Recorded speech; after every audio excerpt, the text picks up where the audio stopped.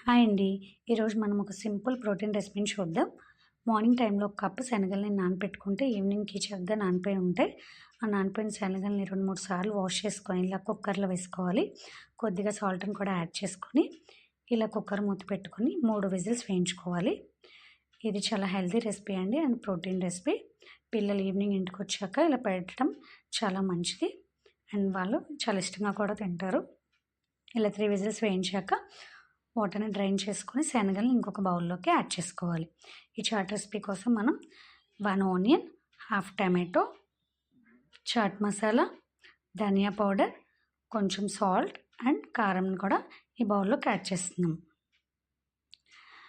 మన స్పైసీనెస్‌కి తగ్గట్టు కొద్దిగా ఈ మసాలా ఇంగ్రీడియెంట్స్ అనేవి యాడ్ చేసుకోవాలి.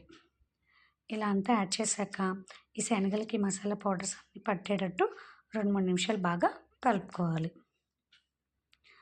కలుపుకున్నాక కొద్దిగా నిమ్మరసాన్ని పిండుకోవాలి. అంతే, టేస్టీ ప్రోటీన్ చాట్ రెడీ.